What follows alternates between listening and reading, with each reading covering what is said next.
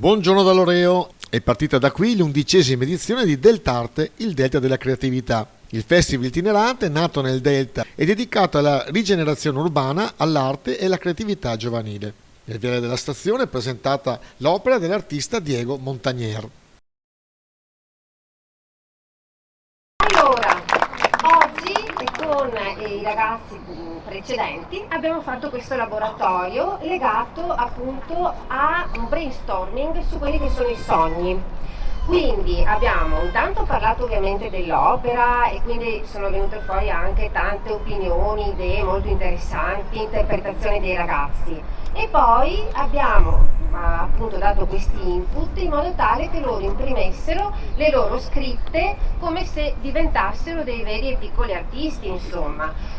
Pensando sempre che comunque sei in strada e quindi possono tutti leggere il tuo messaggio e quindi devi avere cura del luogo e anche del messaggio stesso. E quindi qui abbiamo avuto anche qualche sorpresa, diciamo, ecco.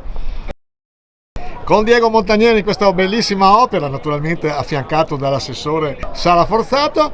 Allora, innanzitutto Melania ci ha spiegato quest'opera, però è bello sentirlo anche dalla voce dell'autore.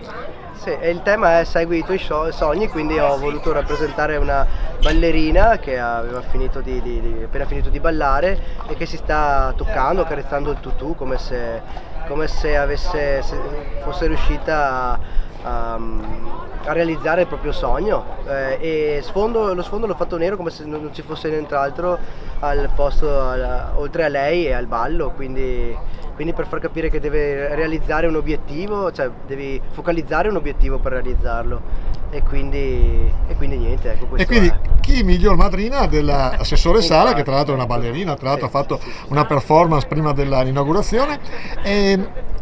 Loreo, città dei murales, tra i paesi del Delta è quello con più murales. Avete appoggiato moltissimo Melania Ruggini e la sua associazione. Perché? Sì, sono 11 anni che seguiamo Melania, quindi questa è l'11ª edizione, noi abbiamo iniziato proprio dalla prima e pensavamo di dover fare qualcosa che unisse la parte giovane del paese alla parte che magari invece stava crescendo e che quindi avevamo trovato avesse un gap generazionale abbastanza forte all'inizio. Adesso invece stiamo vedendo che le persone ci richiedono i murales, ci chiedono quando arriva quello nuovo, che cosa si tratta l'anno successivo come tematica, quindi siamo molto felici che tutta la cittadinanza 099 abbia a cuore quest'area che si sta creando come proprio area di arte e di strada. Noi siamo molto fieri e molto felici. Ovviamente tutto l'abbiamo fatto grazie e con Melania, perché se non ci fosse stata lei avremmo fatto molta più fatica a farlo.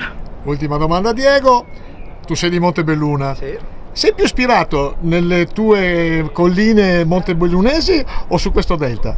Attento. Attento, che perché dopo ti devono fare altre Domanda commissioni, difficile, quindi.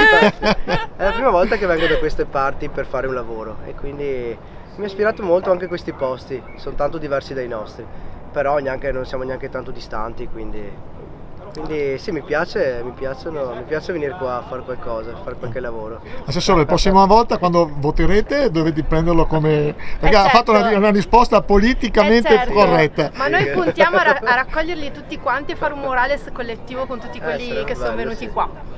Complimenti Questo naturalmente a sarebbe il Loreo, complimenti Città dei Murales, magari ve lo potete. Siete Città del Pane, città dei Murales, città di cosa anche. Punteremo alla città della danza tra poco. Brava. Sappiatelo. Complimenti, grazie. A voi.